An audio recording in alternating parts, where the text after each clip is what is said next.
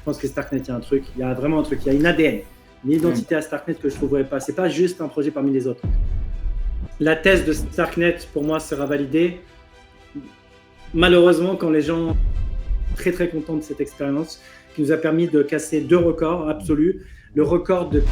Ça permettrait à toutes les blockchains du Cosmos d'agréger leurs preuves via Starknet et les faire passer vers Ethereum. Donc il y aurait une sécurité Ethereum pas chère. J'ai pensé à ça quand j'ai vu Starknet dans le Cosmos. Oui. Ça peut être stylé ça, non? Oui. Alors, je peux pas en dire trop, mais c'est intéressant que tu dis ça, t'as un bon feeling. Parce que... Si avec Starkware, Abdel a décidé de relever le défi du scaling d'Ethereum, c'est d'abord par principe premier du besoin de décentralisation. Plus que scaler Ethereum avec Starknet, c'est Ethereum qui décentralise Starknet. Starknet, c'est la solution de scaling pour les blockchains décentralisées. Ils n'ont pas oublié leur plus forte conviction et la plus belle création, Bitcoin. Ce n'est pas qu'en pratique, mais aussi dans l'idée et la vision que Starknet prouve son intégrité. C'est pourquoi c'est un immense honneur de recevoir le représentant de l'écosystème, Abdel. Il est Head of Ecosystem chez Starkware, l'entreprise à l'origine de la technologie Stark et la blockchain Starknet. Abdel participe au développement de l'écosystème Starknet dans son ensemble. Son objectif est d'augmenter le nombre et la qualité de développeurs dans l'écosystème. Avant la crypto, Abdel a fait des études d'ingénieur avec une spécialité dans la monétique, ce qui lui a permis de travailler dans le domaine bancaire et les premiers systèmes de paiement sans contact pour une entreprise fintech pendant 8 ans. Il commencera déjà à découvrir, tester et faire tourner des nœuds Bitcoin en 2011. Mais c'est en 2015, à la découverte d'Ethereum, qu'Abdel se forge sa conviction sur la blockchain et tente d'intégrer des solutions crypto à la boîte Web2 dans laquelle il travaillait. Bien essayé Abdel. Il va donc se lancer full-time chez Consensus où il ira jusqu'à diriger une équipe de développement qui a permis à Ethereum de devenir Ultrasound Money avec la célèbre EIP 1559. Le temps d'une année, il rejoindra une équipe qui développe son layer 1 Cosmos chez Key Foundation, pour finalement revenir sur le droit chemin, comme il aime le dire, avec sa contribution au développement du meilleur projet de scaling d'Ethereum à ce jour, Starknet. Salut les cosmonautes, nouvelle vidéo aujourd'hui, j'ai le plaisir d'interviewer Abdel de chez Starkware. Salut Abdel, comment tu vas? Salut les cosmonautes, je vais bien, merci pour l'invitation, avec grand plaisir. Ça fait plaisir. Je pensais interviewer quelqu'un de chez Starkware, mais je vois que tu as un pull de chez zkSync. Est-ce que tu peux m'expliquer ce phénomène? Ah oui, c'est une bonne question. En fait, probablement qu'il n'y a que sur le merchandising qui sont meilleurs que nous, donc je voulais un peu célébrer l'occasion. Ils font des bons pulls, de bons merchandising. Sur la tech, c'est autre chose, mais voilà, vu qu'ils sont bons sur le merch, j'aime bien. Donc je voulais un petit peu leur faire honneur sur leur merch, vu que je ne peux pas le faire sur la partie tech. Ah, c'est pas sympa. Un petit tag d'entrée de jeu pour commencer, pour mettre l'ambiance. Allez, hop. Voilà. Et du coup, ma première question, pour rebondir là-dessus, c'est pourquoi avoir choisi de travailler chez Starkware plutôt que du coup chez zkSync? Ok.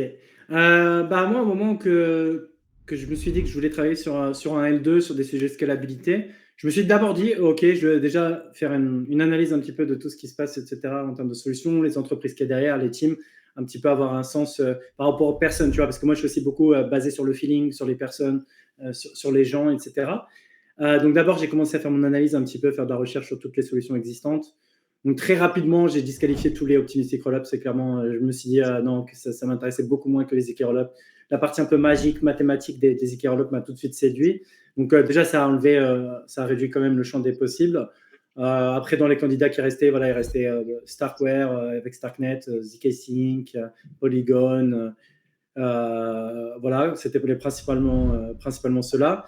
Et après, je dirais ce qui a fait la différence. Donc déjà la tech en tant que telle, j'aimais bien le côté très avant-gardiste de Starkware, le côté prendre des paris, prendre des risques, tu vois, parce que le fait de ne pas être VM, c'est sacrément un move qui est très risqué, qui était vraiment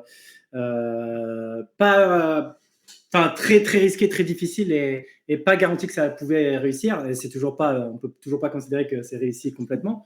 Mais voilà, donc un peu cette approche de dire on va essayer de construire une technologie qui va être la plus efficace possible sans se mettre des barrières, sans se traîner des boulets par rapport aux technologies qui existaient déjà avec le VM, etc.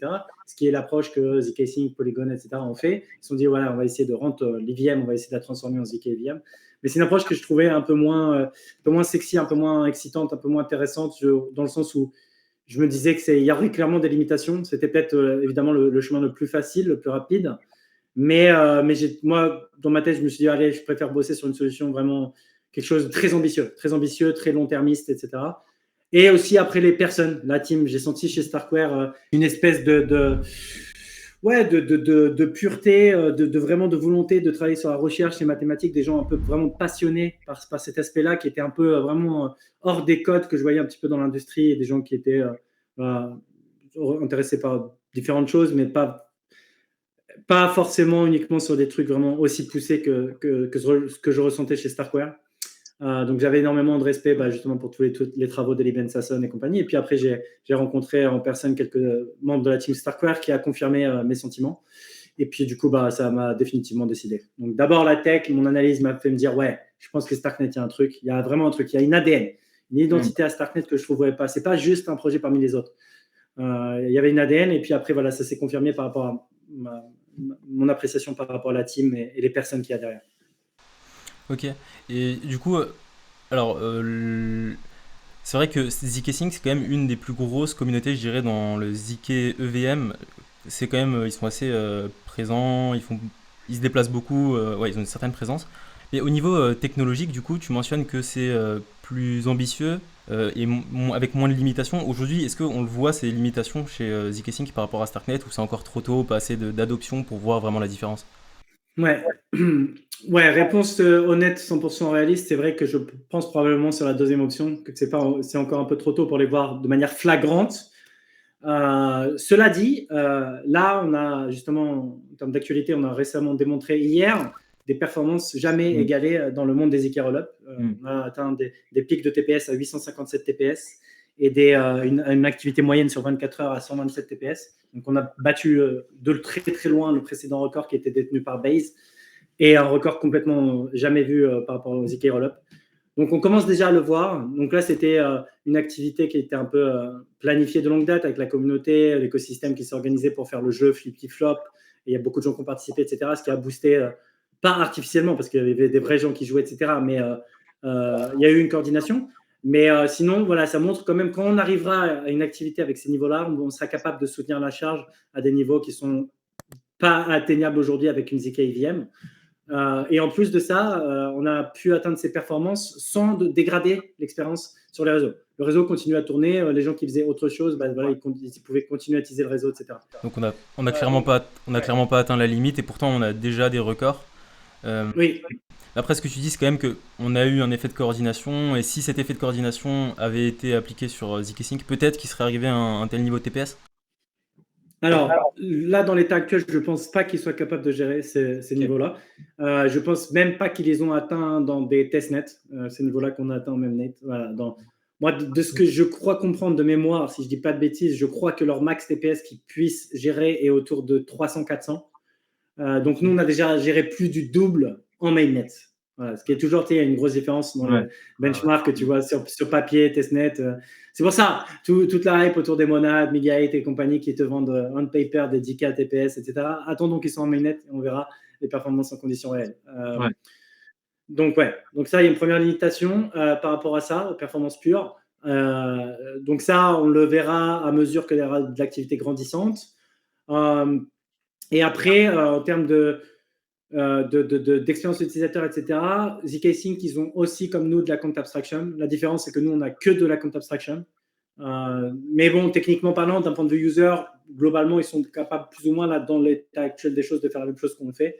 Donc, typiquement, l'expérience qu'on a fait hier, ils seraient capables de le faire, notamment avec le wallet Clave, qui a un peu les mêmes features qui permettent de faire Paymaster avec authentification Face ID, Passkeys et compagnie.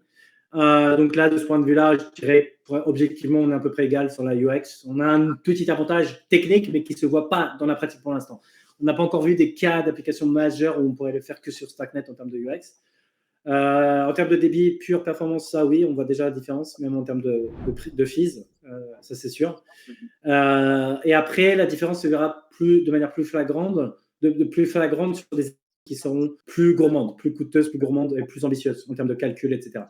Donc c'est là où on verra vraiment des trucs sur lesquels Starknet pourra briller et que la partie EVM sera un bâton dans les roues. Ok. Le cas du coup d'hier, ça serait bien qu'on en parle un peu plus. Il y a deux choses quand même du coup qu'on peut retenir, c'est à la fois la performance de Starknet qui est assez incroyable. Donc en fait, ça serait bien qu'on explique du coup ce qui s'est passé. Tu as à la fois la performance qui est folle et en même temps une belle démonstration de la puissance des wallets, smart contract wallets. Donc tu m'as dit que ça existe chez zkSync, donc ça serait possible de faire comme type de jeu, mais on n'aurait peut-être pas la même performance du coup chez zkSync. Donc là, moi je vois deux choses quand même, c'est à la fois, j'ai l'impression que l'EVM limite beaucoup la performance. On voit Solana qui n'est pas une EVM qui peut aller à des performances semblables à Starknet. Et on a Starknet qui est en Cairo. En fait, j'ai l'impression que l'EVM c'est limitant. Alors, est-ce que tu peux me dire d'où vient le phénomène d'hier tout simplement? Est-ce que tu peux me parler de ce jeu et pourquoi est-ce qu'il a été fait chez Starknet et comment est-ce qu'il fonctionne? Parce que c'est vrai que tu peux te connecter à partir d'une signature digitale. Je peux expliquer. Ouais. Il te faut un nom unique et voilà, c'est tout.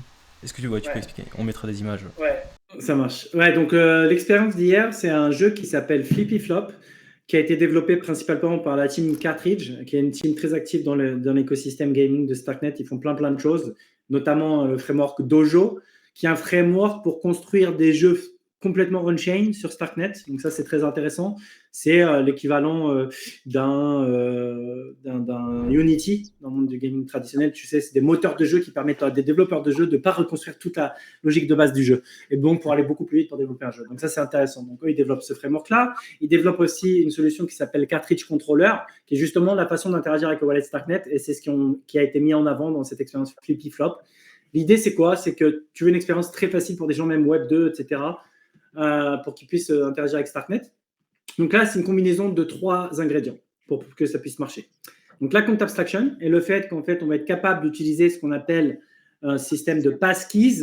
Donc passkeys, par exemple, tu l'as sur Mac, sur iPhone, sur tous les devices. C'est un système qui va permettre d'utiliser des fonctions de signature électronique sur un élément matériel. Et tu vas utiliser ça pour t'authentifier sur Starknet, sur un smart contract, puisque la logique d'authentification du smart contract, elle est flexible, et donc tu peux faire une vérification de ces passkeys sur Starknet. Le deuxième ingrédient pour faire ça, pour faire l'expérience de Flippy Flop, c'est des clés de session qui permet en fait de générer une clé pour la durée de la partie que tu vas pouvoir utiliser de manière pour faire des transactions beaucoup plus rapidement.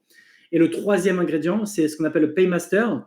C'est cette capacité à pouvoir sponsoriser les flux de transaction pour quelqu'un d'autre. Donc là, techniquement, quand les joueurs hier du jeu, ils participaient, ils ne payaient pas de transaction. C'était gratuit pour eux parce qu'en fait, c'était l'équipe Cartridge qui finançait les transactions au travers de ce mécanisme de Paymaster. Donc voilà. Et l'idée du jeu, globalement, c'est un système humain contre un bot. Donc il y a un bot qui est programmé on-chain et tous les humains qui jouent contre le bot.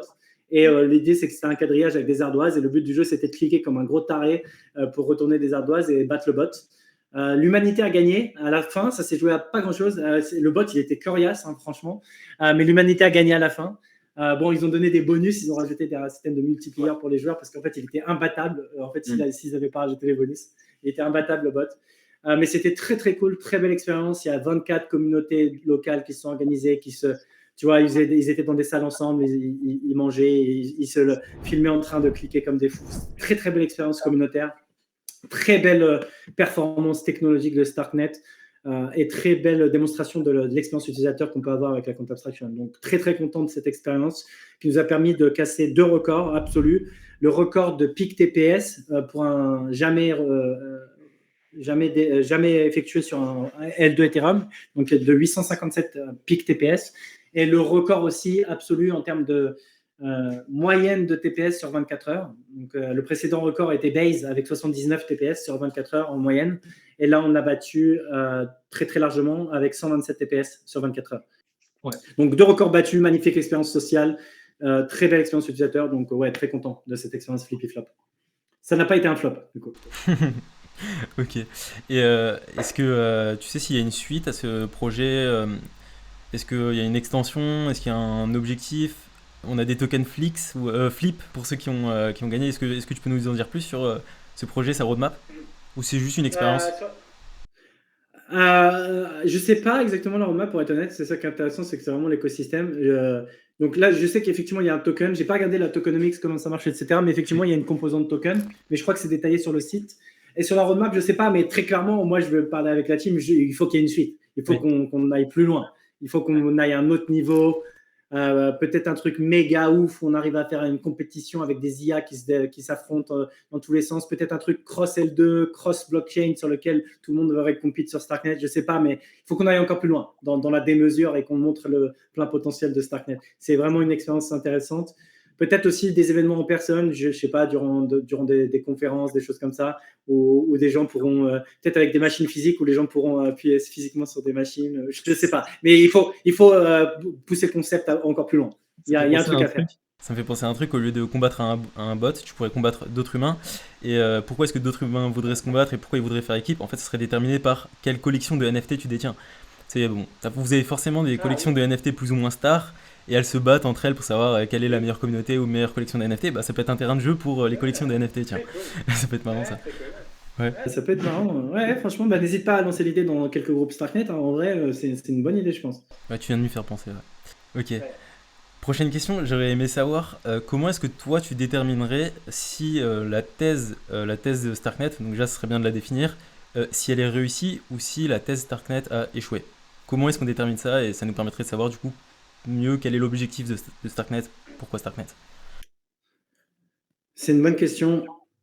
Si je prends de la hauteur, vraiment si je donne la réponse avec le plus haut niveau possible, ce que je dirais c'est que il est sûr que si jamais demain il y a un besoin pour un web de l'intégrité, Starknet sera dans une position extrêmement favorable. Et qu'est-ce que j'entends par un web de l'intégrité? C'est un web, et là j'emploie le terme web volontairement, c'est-à-dire que ça va même au-delà de la partie blockchain, dans lequel tout sera basé sur l'intégrité au travers d'utilisation des preuves Stark, et qu'en fait personne n'aura besoin de faire confiance à des acteurs qui que ce soit, et pourra avec ses propres moyens, ça veut dire des machines très réduites comme un téléphone, etc., être capable de vérifier des preuves de tout, absolument tout dans la vie de tous les jours. J'imagine des services sur Internet qui utiliseront des zero knowledge proof partout, etc. Donc ça, c'est sur la vision vraiment très haut niveau, mais c'est une vision qui va prendre du temps à se mettre en place, etc., le temps que vraiment il y a ce besoin qui s'articule. En attendant, sur la partie composante blockchain, à proprement parler, la thèse de Starknet, pour moi, sera validée. Malheureusement, quand les gens se soucieront vraiment de la sécurité et de la souveraineté, parce que là, le problème, c'est qu'on voit que ce n'est pas encore le cas. Même parmi la communauté Ethereum, quand on voit que la tolérance extrême qu'il y a eu sur les optimistic rollup et le fait qu'ils n'avaient pas de fraud proof pendant des années, etc., le fait qu'il y ait des forces centralisatrices majeures comme Coinbase et compagnie, et qu'il y a une forme de tolérance assez anormale par rapport à ça, ce qui fait que nous, ça nous met dans une position un peu de désavantage, parce que malheureusement, les gens ne se soucient pas assez de ça.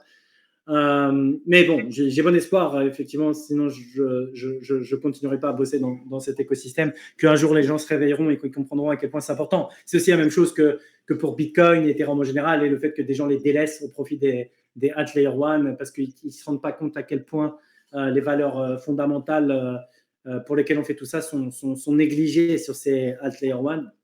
Donc c'est un peu la même chose. Donc j'ai bon espoir qu'à terme tout le monde comprendra. Ça prend plus ou moins de temps en fonction du parcours de chacun, etc.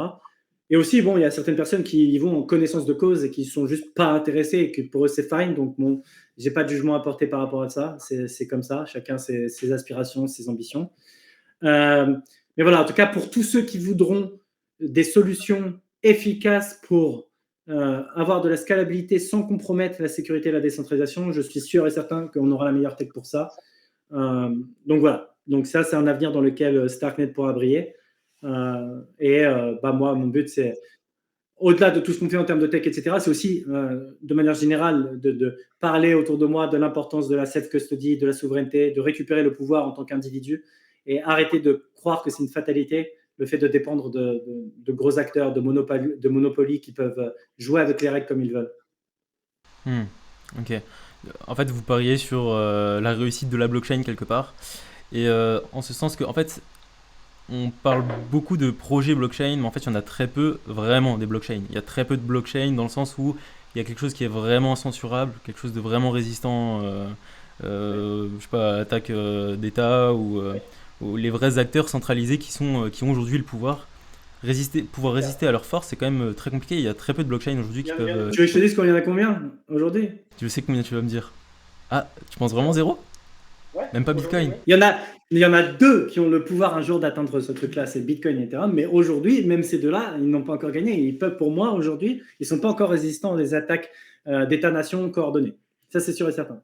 Attaque d'État-nation individuelle, oui. Bitcoin, oui, sans hésiter. Ethereum, un peu plus dur, mais oui. Mais attaque coordonnée d'État-nation, non. Aucun des deux ne peut résister aujourd'hui. Mais c'est les deux seuls qui ont le pouvoir d'atteindre ce statut un jour. Voilà. Avec une probabilité différente selon moi. Mais en tout cas, il n'y a aucun autre Layer 1 dans l'état actuel qui, pour moi, a un jour le pouvoir d'atteindre ça. Et pour être honnête, je pense qu'il y en a même très peu qui veulent atteindre ce truc-là. D'ailleurs, c'est un truc que j'aime chez Solana, pour être honnête, et Anatoly, c'est qu'il est très humble là-dessus et qu'il n'essaie pas de vendre Solana pour ce que ce n'est pas. Il ne dit pas que c'est ça son objectif, lui. Donc ça, c'est très bien.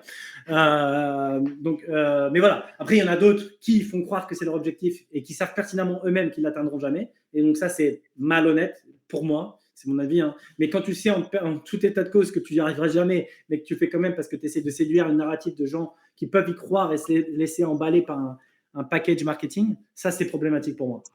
Pour moi, il y a quand même deux catégories. Il y a résister dans le sens où je suis plus fort que des états coordonnés. Et il y a je peux survivre à une attaque d'état coordonné. Et ça, en fait, il suffit d'avoir un consensus social hyper puissant. Il y a plein... Oui. En fait, pour moi, du coup, je vais parler de Cosmos. Elle est bien là, la thèse de Cosmos. Cosmos, à aucun moment, ils vont réussir à... Et ça, c'est très clair. À aucun moment, ils vont réussir à survivre... pardon, pas à survivre, du coup. Ils vont réussir à résister à une attaque d'état. Alors, à aucun moment. Mais par contre, ce qu'ils savent, c'est qu'ils vont pouvoir forker. Ce qu'ils savent, c'est que dès qu'il y a un bloc qui est validé, on ne peut plus retourner en arrière, sauf s'il y a une attaque. Mais à tout moment, en fait, c'est la thèse des blockchains communautaires face aux blockchains mondiales comme Bitcoin et Ethereum. Et tu as les blockchains communautaires dont la force est l'adaptabilité plus que la résistance. C'est-à-dire que je peux m'adapter. On m'attaque, je fork. Je suis d'accord sur le papier. Le problème, c'est que justement, pour moi, c'est bien là où il y a un problème dans la thèse Cosmos, c'est que ce social layer, il n'existe pas. C'est pour moi, hein, il n'existe pas dans le sens où il n'est pas aussi strong que tu le dis, ou alors il est très centralisé. C'est genre la team en question ou la fondation en question de la chain en question qui a ce pouvoir de faire ça, mais en aucun cas une communauté, pour moi. C'est l'un des trucs qui m'a détourné de Cosmos, pour être honnête, justement. C'est la différence de social layer et d'avoir suffisamment de personnes qui se soucient de ça et qui se soucient de l'importance de ce truc. En fait, c'est ça la différence, c'est que même si tu as une tech qui le permet, ça ne veut pas dire que ça sera fait. C'est ça aussi que les gens oublient. C'est vrai que tu as raison, on paper, et tu as la tech, le Cosmos SDK et tout, tu as le tooling pour le faire, mais la réalité, c'est qu'il n'y a pas assez de gens qui se soucient vraiment de ça. Toi, tu as l'air de t'en soucier, si tu veux, mais ce n'est pas la majorité pour moi. C'est ça le problème que je vois dans la communauté Cosmos dans son ensemble. Mais bon, voilà, c'est peut-être un jugement un peu trop généraliste que je dis, mais tu as raison. Sur le papier, c'est vrai. C'est une force. Et après, tu peux dire aussi que sur ces blockchains communautaires, par nature, elles ont des enjeux sécuritaires qui sont aussi un peu moins grands, forcément, que sur une blockchain mondiale avec beaucoup plus d'enjeux économiques. Donc, tu as raison, c'est peut-être mitigé. Et peut-être qu'il faut beaucoup moins de personnes qui se soucient pour que ça puisse marcher quand même. Ouais. Après, c'est à double tranchant parce qu'en fait, tu vas dire, admettons, si tu as une communauté qui est plus réduite, etc., il faut certes moins de personnes pour se coordonner, mais le problème, c'est que c'est très facile de les attaquer, eux, ces personnes-là. Ils sont vulnérables à des attaques littéralement, tu vois, d'aller en prison, des trucs comme ça, donc c'est très dangereux. Ouais, c'est clair. Tu as moins d'arbitrage géographique, tu as moins d'arbitrage sur le fait qu'il y a beaucoup plus d'anons, tout, qui travaillent sur le truc. Si tu veux, c'est pas simple, tu vois. Sachant qu'en plus, ces blockchains n'ont pas de privacy, pour la plupart, certaines ont, mais voilà. Ok, c'est très clair. Et du coup, tu nous as un peu décrit qu'est-ce qui fait que Starknet va réussir. Donc, on a compris qu'en fait, c'est vraiment l'intégrité et ramener les choses on-chain. En fait, d'ailleurs, j'aimerais bien que tu m'éclaircisses un peu ça. C'est quelle est la frontière entre le off-chain, on-chain? En fait, à quel point en fait il y a beaucoup de choses qui peuvent être off-chain, mais quand même finir par, en fait, c'est le principe des roll-ups, finir par être prouvées et intègres on-chain. Et en fait, est-ce que je me dis, est-ce que Starknet, je me demande si Starknet c'est justement pas le meilleur projet qui va permettre aux deux mondes de merger, donc le monde de l'off-chain. Et je voyais vraiment ça quand tu me décrivais Starknet, c'est-à-dire rendre tout intègre. En fait, C'est ça. En fait, tu l'as limite, enfin, tu l'as vraiment expliqué même mieux que moi. C'est exactement ce que je voulais dire, mais tu l'as dit d'une façon beaucoup plus simple. C'est tout à l'heure, c'est ce que je disais, mais tu l'as dit carrément plus à l'essentiel. Tu as raison. C'est exactement la bonne façon de faire. C'est exactement ce qu'est Starknet. Bridger ce monde off-chain et on-chain grâce aux ZK. Exactement ce que tu as dit. Et donc, Starknet sera le meilleur layer pour faire la fusion de ces deux mondes-là parce qu'il sera le plus efficace pour être capable de vérifier des zero knowledge proof off-chain. Donc, moi, je vois un monde dans lequel la majorité du calcul des choses qu'on fait dans la vie, des actions soient faites off-chain, prouvées par du ZK et vérifiées sur Starknet. ok.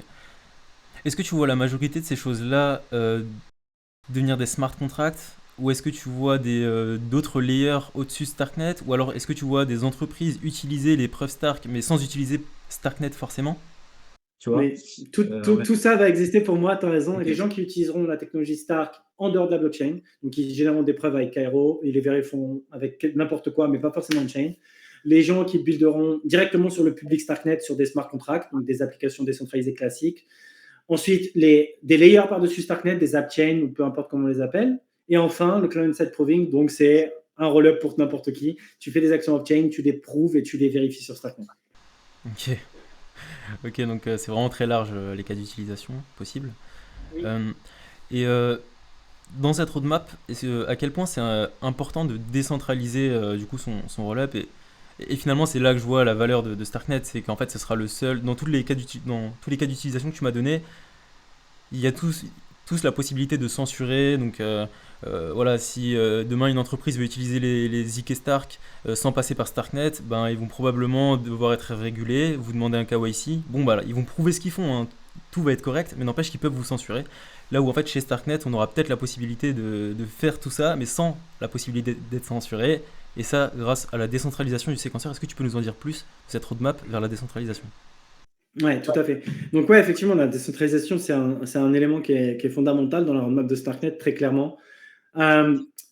Donc, si on prend quand même un peu de recul, c'est important de préciser encore une fois que on ne décentralise pas pour les mêmes raisons qu'on décentralise un L1. On ne décentralise pas pour la sécurité, à proprement parler. La sécurité vient toujours, même dans un monde décentralisé, du fait qu'il y a les preuves mathématiques. D'accord. La sécurité vient de là. Mais il est vrai, comme tu l'as dit, il y a deux soucis majeurs qui restent, malgré tout. La censure, donc ça c'est le premier problème que tu viens de citer. Et le deuxième, c'est la liveness, donc c'est la disponibilité du réseau. Donc nous, on est le seul opérateur du séquenceur Starknet, c'est-à-dire que si notre infrastructure, elle tombe, le réseau Starknet, il n'est pas utilisable. Donc on doit obligatoirement décentraliser les séquenceurs. Donc ça fait partie intégrante de la roadmap, ça fait un moment que c'est dans la roadmap, c'est quelque chose qui va venir en plusieurs itérations. L'idée, c'est d'avoir une couche de consensus sur le L2 lui-même, donc Starknet lui-même, donc qui sera une variante de Tendermint, qui est le consensus qui est utilisé dans les blockchains Cosmos notamment. L'idée, ça sera d'avoir un validator set de séquenceurs, donc 100, peu importe, entre 100 et 1000, peu importe, et d'avoir un consensus BFT, un peu une variante de Tendermint parce qu'on va lui faire quelques modifications spécifiquement justement par rapport à l'architecture d'un ZK Rollup. Il y a quelques spécificités dans lesquelles on pense qu'on doit changer 2-3 trucs pour que ce soit encore plus optimal dans ce contexte-là. Et l'idée, ce sera que voilà, il y aura plusieurs séquenceurs. Donc, s'il y a un séquenceur qui tombe, c'est pas grave, le réseau continue de tourner. À partir du moment où il y a suffisamment de voting power, donc 66%, classiquement comme sur les BFT, qui vont permettre de finaliser des blocs sur le L2. Donc ça, c'est vraiment la roadmap. Donc l'implémentation de ça, on travaille avec la team Informal Systems, qui est justement la team qui a buildé, qui est un des core contributeurs sur le Tendermint pour Cosmos. Donc, ils ont effectivement, c'est les mieux placés pour nous aider à travailler là-dessus. Et on travaille aussi en parallèle, nous, sur notre propre implémentation. Donc, on aura 2 implémentations de ce consensus-là, une faite par la team Informal System et une faite par Starkware, avec une spécification commune. Donc, on travaille ensemble sur une spécification de ce consensus-là, et après, chacun de notre côté, on fait une implémentation, pour avoir aussi de la redondance et de la diversité dans les implémentations. Et après, du coup, voilà, quand ça sera implémenté, les séquenceurs pourront choisir leur implémentation et puis participer au réseau, au consensus, avec un proof of stake classique de type BFT, comme sur le Tendermint. Il y a une des propriétés qui est la liveness, mais il y a une autre propriété qui est la finalité instantanée. Ça vient avec le stacking, qui fait qu'en fait, on va se lâcher dès qu'un séquenceur fait une erreur, fait une double dépense ou quoi. Du coup, en fait, vous n'allez plus juste hériter de la sécurité du consensus d'Ethereum, mais vous allez en créer un par-dessus, qui est local pour le coup, et qui va vous permettre d'interopérer avec une finalité instantanée via IBC, entre autres. J'ai bien compris Exactement. Ouais, Ah, c'est exactement. assez Tu ouf. auras t'as raison. La finalité, la sécurité économique du L2, effectivement, qui te permet d'avoir une finalité instantanée comme Tendermint, et que là, tu peux la leverage, effectivement, comme tu dis, pour avoir de l'interop basé sur IBC avec d'autres blockchains qui sont compatibles avec IBC. Mais ça, c'est assez fou parce que à partir du moment où tu as une application ou une autre blockchain qui se satisfait de votre finalité instantanée, ça veut dire qu'elle communique avec toi comme si tu étais un layer 1 et tu plus un layer 2. Sauf que Exactement. Voilà. après, elle n'est pas obligée d'être pressée, elle peut attendre la finalité d'Ethereum et te voir comme un layer 2. Mais n'empêche que aujourd'hui, Mais tu as le choix. Tu as l'optionnalité de choisir, ouais, effectivement. ça c'est fou ça. Ouais. Et du coup, tu as plein d'autres choses qui s'ouvrent à vous en tant que layer 1. Du coup, tu parlais par exemple de l'interopérabilité avec d'autres layers 2, avec des layers 3. Euh, je pense que ça va Même avec des utiliser. layers 1 directement, hein, des layers 1 IBC compatibles. Ouais, ouais, oui. Je veux dire, ça va revenir à ce que tu disais, c'est il y a beaucoup de gens qui se soucient qui se soucient pas vraiment de la sécurité et qui vont aller chercher au plus efficace, au plus simple, euh, au plus rapide.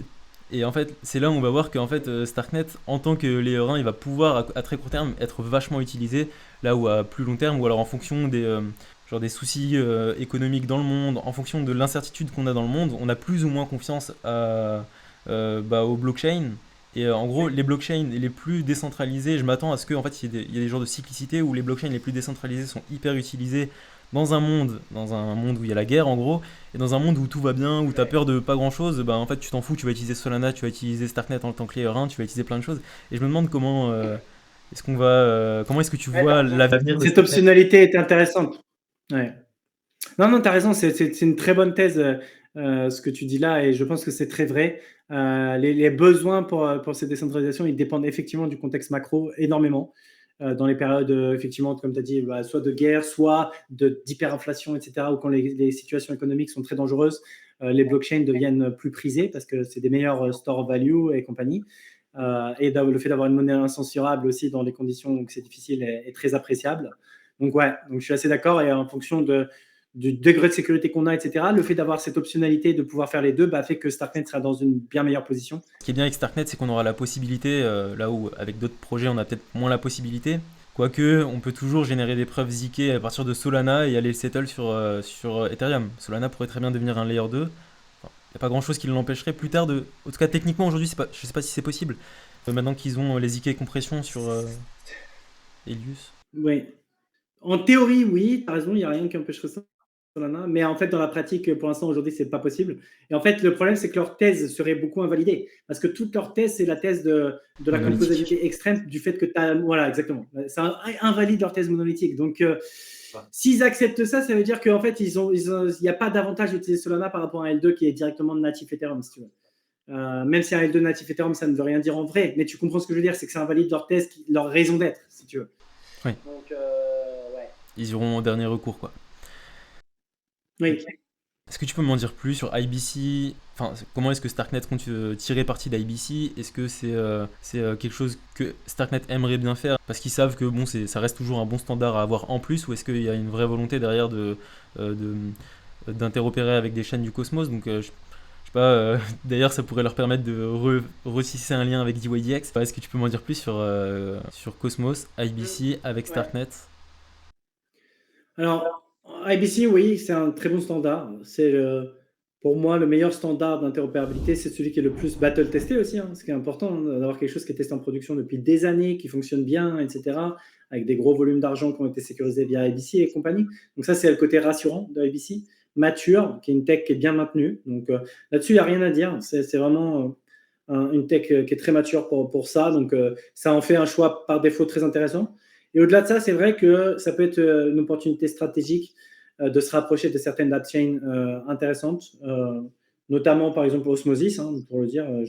Moi, j'aime beaucoup Osmosis et j'aime beaucoup Sony, etc. Je pense que ça pourrait peut-être ouvrir des collaborations intéressantes avec Osmosis notamment, mais d'autres aussi. La thèse app chain, je pense que ça peut être intéressant parce que même pour eux, les app chains IBC, etc., le fait de pouvoir s'interfacer avec un ZK Rollup sur Ethereum, c'est aussi quelque chose qui peut être intéressant pour eux. Donc, je pense qu'il y a potentiellement des situations win-win avec des synergies intéressantes à creuser avec des projets sérieux de l'écosystème IBC étendu. Donc, ouais. En fait, Starknet, ça deviendra la première blockchain Cosmos à avoir de l'Ethereum natif et potentiellement du Bitcoin natif si vous avez Opicat et tout. En fait, Oui, vous allez ramener le Bitcoin exactement. natif et le Bitcoin natif dans le Cosmos. En vrai, ça c'est fou. Bah, Euh, c'est ce que veut Sony d'ailleurs, hein. Sony, il n'arrête pas d'en parler, hein. Il parle ouais, beaucoup ouais. de Bitcoin et compagnie. Donc, ouais. Ouais. En fait, rien que ça en fait une app chain du Cosmos de bridging déjà super puissante. Et j'avais pensé à autre chose aussi, j'aimerais bien avoir ton avis. C'est est-ce que Starknet il permettrait pas via IBC ou pas, je ne saurais pas exactement comment, s'il y aura forcément une utilisation des clients légers, donc on peut dire via IBC. Donc ce que je veux dire c'est est-ce que Starknet ne serait pas un portail qui permet au Cosmos d'aller utiliser la data availability de Ethereum en passant par les séquenceurs de Starknet via une genre d'agrégation des preuves. Ça permettrait à toutes les blockchains du Cosmos d'agréger leurs preuves via Starknet et les faire passer vers Ethereum. Donc il y aurait une sécurité Ethereum pas chère. J'ai pensé à ça quand j'ai vu Starknet dans le Cosmos. Oui, Ça peut être stylé ça, non? oui. Réponse courte, c'est oui, et effectivement. Alors, je peux pas en dire trop, mais c'est intéressant que tu dis ça. Ah, Tu as un bon feeling parce que ah, j'ai touché. un bon feeling parce que effectivement. D'ailleurs, ce serait quelque chose qui serait possible de manière encore plus étendue que sur le Cosmos, mais oui, on a une vision dans laquelle Starknet peut justement servir de layer de settlement universel. Exactement, c'est exactement ça. Et en fait, de permettre à n'importe qui très facilement de pouvoir bénéficier de la sécurité d'Ethereum au travers de Starknet. Ouais. Ok, Ouais. génial. Et un des premiers cas d'application possible, ce serait au travers de Cosmos et l'IBC. Donc, oui. Ok, génial. Ma prochaine question c'est à quel point la décentralisation de Starknet, qui est donc très importante, va limiter la performance du layer 2. Vu qu'en fait on doit faire consensus, ce qui est en fait à la base ce qu'on veut éviter en tant que layer 2, on veut éviter d'avoir un consensus pour performer off-chain, mais là on va créer un petit consensus local qui va pas tellement, je pense, euh, réduire la performance, mais à quel point ça réduirait la performance? Est-ce que vous avez des chiffres Ouais, alors là, pour l'instant, ce serait pas du tout quelque chose qui nous réduirait. Là, si on était en IBC, enfin en Tendermint, pardon, là, aujourd'hui, on pourrait quand même avoir les mêmes performances. Le consensus serait pas un bottleneck, ce serait pas le facteur limitant. Le facteur limitant, ça resterait toujours l'exécution. Cela dit, il est vrai que si jamais on multiplie par 10, un peu plus, etc., nos performances, peut-être qu'il va falloir euh, peut-être que ça deviendrait un peu problématique. C'est pour ça aussi qu'on envisage déjà désormais quelques modifications de Tendermint parce qu'on sait déjà potentiellement que ça pourrait devenir un facteur limitant. Tu as raison. Aujourd'hui, non, c'est pas un problème. On a quand même beaucoup de marge pour être honnête, mais c'est pas impossible que ça soit un jour un problème. Donc voilà. Donc on a de la marge, mais un jour ça. En fait, on espère qu'un jour ça sera le problème, si tu veux. Ok, Parce que ça voudrait d'accord. dire qu'on a atteint de tel niveau de débit de transaction qu'il faut qu'on optimise le consensus. Le jour où on doit optimiser le consensus, on est bien, on va dire. Ok, ok, je vois, C'est-à-dire je vois. que, voilà. Ouais. Ok, d'accord. Et est-ce que, enfin c'est fou, vous êtes les premiers à utiliser les ZK Stark, qu'on voit de plus en plus de projets utiliser, vous êtes les premiers, voilà, tout simplement à utiliser les ZK avec StarkX, vous êtes les premiers à décentraliser vos séquenceurs, on va dire premier rollup ZK à décentraliser les séquenceurs. Euh, vous êtes, vous êtes tout le temps en avance sur les autres et ça donne un certain avantage aussi aux autres, hein, c'est-à-dire que ça leur permet de voir quelle est la méta. Exactement. Qu'est-ce qui peut être fait? C'est un bon point. C'est pas que c'est ça aussi des inconvénients d'être premier. Ouais, Ouais, ouais, t'as raison. On l'a vu. On s'est fait manger sur des trucs qu'on a démarré il y a 4 ans et sur lesquels on était pionniers. Parce que il y a aussi le côté de on était tellement trop en avance qu'on a délaissé certains sujets. Et en fait, la compétition, elle a pu apprendre et accélérer plus vite et aller encore plus loin que nous, ce qu'on avait entamé, et nous manger en go-to-market sur certains aspects. Donc, effectivement, des fois, ça a des inconvénients d'être des pionniers qui innovent, etc. Mais ça a aussi beaucoup d'avantages. Je pense que dans la balance, effectivement, tu as quand même plus ouais, d'avantages à le innover, fameux. être pionnier. Mais il y a quand même une leçon qui dit qu'il ne faut pas que ce soit que ça tout seul. Il faut que ce soit accompagné d'une bonne narrative cohérente, d'un bon packaging pour que les gens comprennent. Parce qu'il y a aussi des fois le moment où on est trop tôt en avance sur une narrative qui n'existe pas encore et les gens ne comprennent pas encore. Donc c'est important de ne pas se concentrer uniquement sur avoir l'innovation, mais aussi être capable de la faire comprendre dans la tête des gens pour que les gens voient à quel point c'est un game changer. Donc ça, c'est une leçon qu'on tire. On n'a pas encore les meilleurs sur cette partie-là, mais on doit s'améliorer sur comment on amène les innovations, les narratifs sur lesquels on est pionnier. Parce qu'effectivement, comme tu l'as dit, hein, c'est fou à quel point les 4 dernières années ont validé des choix qu'on avait fait de manière flagrante, alors que tout le monde disait que c'était une mauvaise direction. Tu vois, et nous, on allait littéralement à contre-courant de l'industrie, et que 4 ans plus tard, tout le monde converge vers des trucs qu'on avait mis en place. Les starts, notamment, comme tu as dit, les Validium, les AppChain en mode ZK Rollup, enfin tout, quoi. Vraiment. Donc, ouais. C'est pas volontaire de ma part, mais mes deux écosystèmes préférés, c'est Cosmos et Starknet. Et c'est les deux qui. Genre, on dit souvent que Ethereum se cosmosifie, c'est les deux qui ont raison, en fait, j'ai envie de dire. Cosmos aussi a été précurseur sur la thèse des app-chains, de plein de trucs, hein, la Terop, etc. T'as raison, les questions aujourd'hui de fragmentation des L2, etc., Cosmos les avait déjà vues il y a 4 ans. Tu vois. Donc oui, c'est vrai, t'as raison. Il y a des similitudes à ce niveau-là. On voit de plus en plus de projets qui lancent leur circuit ZK, dont le langage de programmation peut être autre que l'EVM ou alors Cairo. On voit par exemple Kakarot qui permet du coup l'EVM, mais du coup c'est l'EVM qui est compilé en Cairo, donc là en vrai ça marche pas. Mais non, c'est pas l'EVM qui est compilé en Cairo. Pardon, du Solidity, enfin c'est. Ouais, non, mais c'est pas compilé en Cairo, c'est-à-dire que tu passes pas d'un smart contract en Solidity à un smart contract en Cairo. C'est juste que tu as un smart contract sur Starknet qui est capable d'exécuter de l'EVM ou du Solidity. Donc c'est pas la même chose. C'est-à-dire que toi, d'un point de vue développeur, tu développes en Solidity et tu compiles pas. Tu déploies le même bytecode que tu déploierais sur le L1 ou n'importe quel chaîne. Ah, c'est pas précompilé qu'on dit alors? Non, c'est pas précompilé. Le terme exact serait plutôt c'est interprété. C'est plutôt un interpréteur. C'est en fait un programme au Cairo qui interprète du code EVM. C'est une machine virtuelle qui exécute une autre machine virtuelle, en fait. Et est-ce que tu sais... Détail technique, d'un point de vue développeur expérience, tu prends un code Solidity, tu peux le déployer sur Starknet. C'est ça qui est important. Ouais, c'est fou ça. Alors, est-ce que ce smart contract EVM a la même performance exacte qu'un smart contract Cairo? Non. Effectivement, il y a un overhead, justement parce que tu as cette couche supplémentaire d'abstraction, parce qu'en fait, tu as une VM qui exécute une VM, qui n'est pas négligeable. Pour être transparent, il n'est pas négligeable. Ça va se ressentir principalement en termes de frais. Après, le truc, c'est que en fait, les frais deviennent tellement basses que ça va être OK.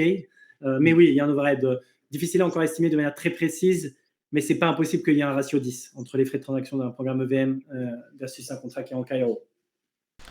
Ok, est-ce que ces contrats intelligents, ils peuvent être composables avec les contrats Cairo? Donc, est-ce qu'on a l'impression de vraiment utiliser le même layer 2? Donc, on peut utiliser Uniswap. Oui. On peut utiliser un agrégateur sur Starknet qui va aller chercher la liquidité sur le contrat EVM, tout comme sur le contrat Cairo.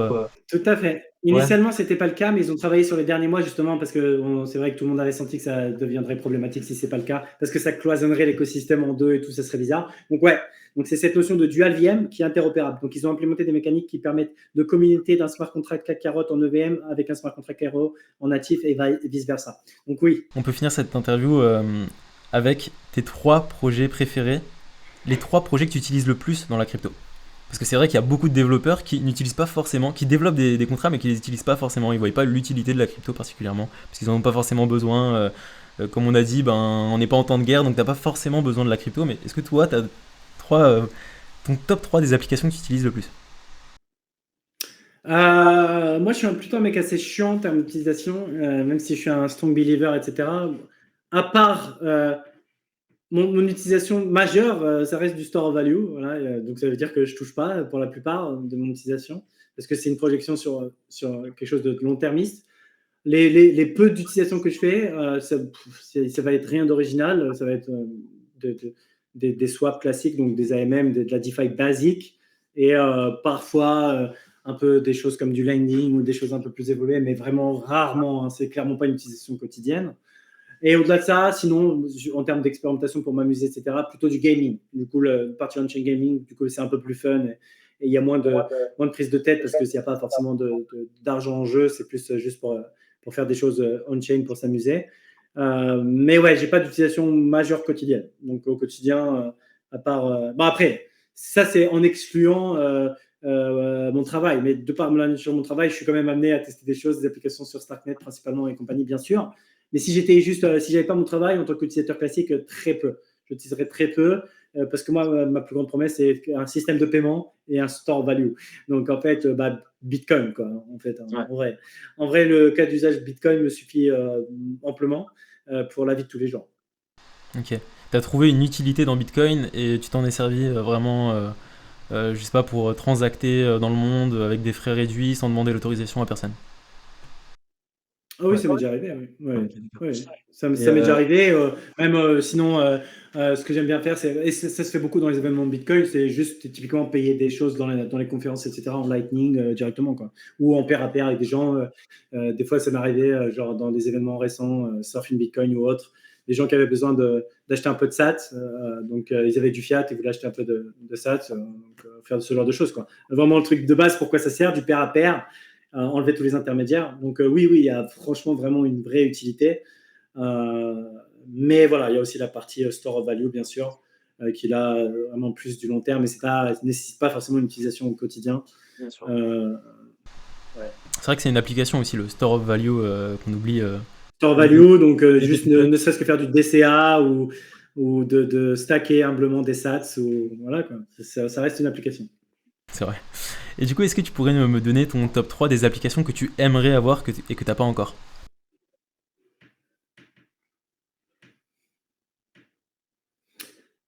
Je pense que je vais donner une réponse de boomer encore, et une réponse un peu chiante, mais c'est marrant parce que de plus j'avance en fait dans mon parcours et dans ma réflexion sur la blockchain et les systèmes comme ça, plus je comprends le côté de se concentrer sur l'essentiel d'abord avant de partir trop loin dans l'exotique, etc. Donc ça, c'est ma réponse philosophique, en mode il faut d'abord qu'on a réussi la mission. En fait, si tu veux, j'aurais une réponse totalement différente si on avait gagné déjà. Ok. Si on était déjà dans un monde où Bitcoin et Ethereum pouvaient résister aux attaques d'État-nation qu'on a citées précédemment. Mais comme j'estime que ce n'est pas encore le cas, il y a quand même un risque de distraction, de partir trop, voilà, etc. Donc, je dis juste que moi, ce n'est pas ce qui m'intéresse le plus, moi, personnellement. Je suis très content que des gens innovent et essaient de trouver des use cases un peu plus innovants, exotiques, etc. J'ai aucun problème avec ça. C'est juste que moi, en tant que mon focus personnel, j'ai de plus en plus envie de me recentrer sur l'essentiel et ne pas prendre le risque en fait qu'on perd toute la guerre parce qu'en fait on ne choisit pas nos batailles, en gros, si je devais résumer. Donc j'ai pas d'appétence particulière aujourd'hui, des trucs que je me dis, oh putain, si j'avais ça, ça serait game changer pour moi aujourd'hui. Pour moi, que c'est game changer aujourd'hui, si on arrive à faire ces monnaies incensurables, système de paiement et store of value incensurable. Si on a ça, déjà, le monde sera changé fondamentalement, déjà. Ok. En fait, tu m'en donnes pas 3 que tu aimerais avoir parce qu'en fait, c'est pas réaliste. Mais si en fait on arrive à avoir un Ethereum hyper décentralisé avec des layers 2 à peu près décentralisés, en tout cas incensurable, hyper scalable, dans ce monde-là, en fait, quel genre d'application tu aimerais pouvoir utiliser? Par exemple, je te vois pas mal. Je te vois pas mal me parler sur Twitter d'un réseau social potentiel. Ah, Nostr. En- Oui, oh, bien vu. Oui, bien Par sûr, exemple, non, tu tu as vois, raison, j'ai oublié l'obvious. Ok, ouais, je connais Oui, pas assez bien. donc, effectivement. Ouais, donc, t'as raison, très, très bon point. Et ça, c'est clairement, ça, c'est un des trucs que j'utilise justement pour le coup quotidiennement. Donc, oui, réseau social incensurable, parce qu'en fait, justement, pour moi, des protocoles justement résilients comme ça, c'est des promesses aussi un peu de résister à la censure, mais même la censure de parole, freedom of speech. Donc, ça, j'y crois vraiment et c'est très important. J'ai envie qu'il y ait des outils pour. Encore, nous, ça va, on vit dans une zone de confort, mais dans les pays un peu de régime totalitaire ou des trucs où c'est plus dur de s'exprimer, c'est fondamental et ça peut changer la vie des gens. Donc, ça, c'est vrai. J'aurais dû le citer en premier parce que, à part la partie monnaie, paiement et store value, c'est le truc effectivement le plus important. Sur certains aspects, ça passe probablement même avant, en réalité. Pour ceux qui en ont vraiment besoin, c'est encore plus primordial. Parce que souvent, des fois, c'est même une question de vie ou de mort, tout simplement. Donc oui, ça c'est fait. Donc je crois beaucoup en ça. Et aussi, justement, aussi tout ce que ça pourra construire, un nouveau web dans lequel la résistance à la censure pourra amener des nouveaux cas. Et le côté permissionless aussi qui est game changer. Donc c'est vrai que si j'extrapole le côté d'avoir des services, des gens qui vont fournir des services, que ce soit des services autour de l'IA ou peu importe, mais qui auront, ce sera un marché, un open market, donc tout le monde peut compétir de manière égale. Parce qu'en fait, tu pourras te bâtir sur ces rails de paiement qui sont corrigés, qui sont égalitaires et qui sont accessibles à tout le monde 24/7. Et là, on pourra avoir un mode dans lequel tu vas accéder à n'importe quel type de service en ligne via Nostr ou des protocoles décentralisés et que l'on pourra faire tout sur un nouveau web qui a la résistance à la censure à son essence. Ouais, effectivement, tu as raison. Ok. Intéressant. Et du coup, on va pas. Je pense pas qu'on va étendre l'interview tout de suite. Ça serait sympa que tu reviennes une autre fois pour nous parler plus de côté Ethereum, côté la roadmap d'Ethereum, mais aussi celle de Bitcoin. Comment est-ce que vous essayez, vous, de changer un peu la roadmap de Bitcoin? Parce que je suis pas sûr qu'à la base, on était censé avoir des layers 2. Mais après tout, la roadmap d'Ethereum, c'est celle de la non-permission. c'est celle de la résistance à la censure, donc pourquoi pas celle des roll-up en fait, incluant les roll-up. J'aimerais bien que tu nous parles de tout ça une autre fois, si c'est possible. Bah, carrément, on se fera ça avec grand plaisir. Et bah, ça fait très plaisir, c'était un honneur de t'avoir, et on se dit à la prochaine. Merci, et ciao les Ça marche. cosmonautes. Salut à tous.